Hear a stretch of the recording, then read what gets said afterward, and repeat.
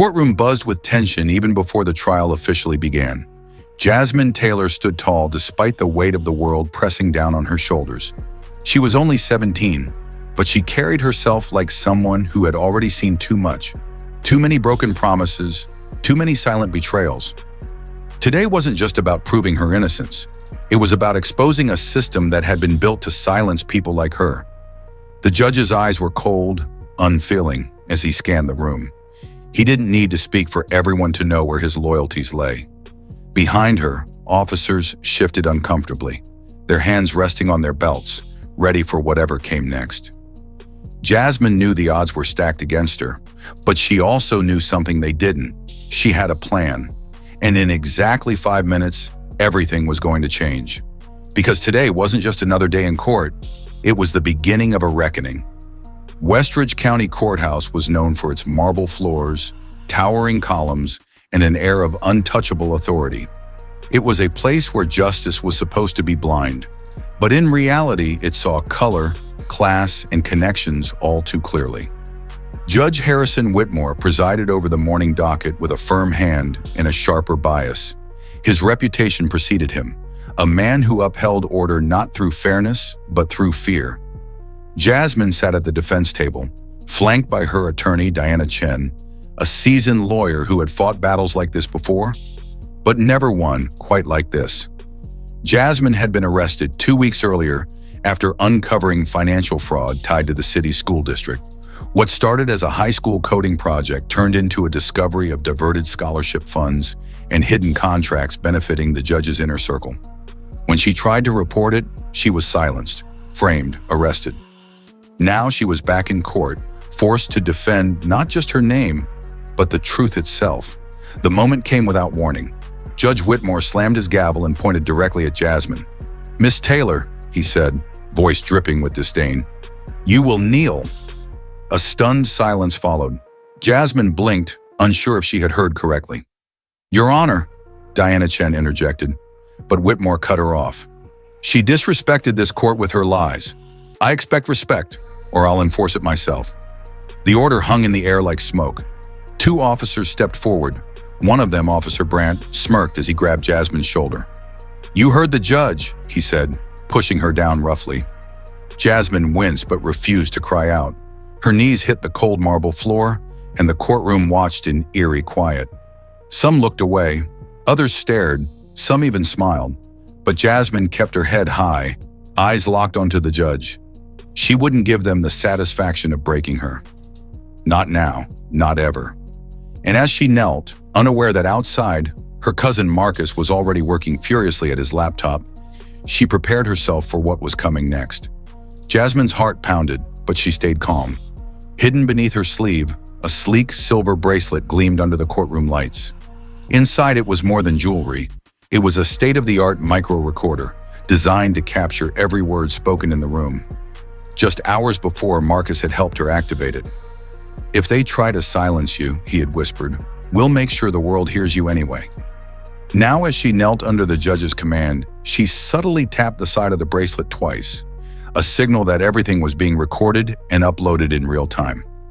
Outside, Marcus worked quickly, connecting to the courthouse's security feed through a loophole he had discovered months ago.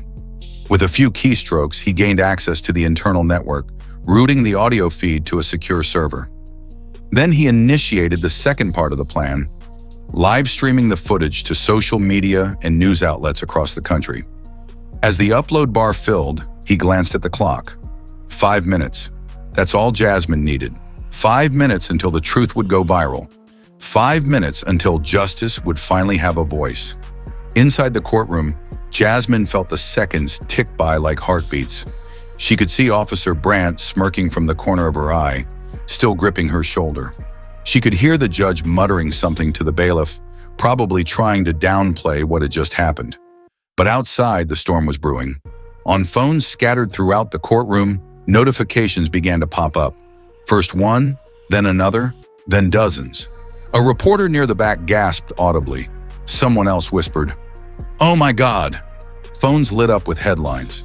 Breaking Westridge Courthouse, under fire after viral video shows, teen forced to kneel by judge. Another read, Evidence emerges showing systematic fraud linked to local officials. The judge's face twitched. He could feel the shift in the air, the way the crowd's energy changed when power begins to slip.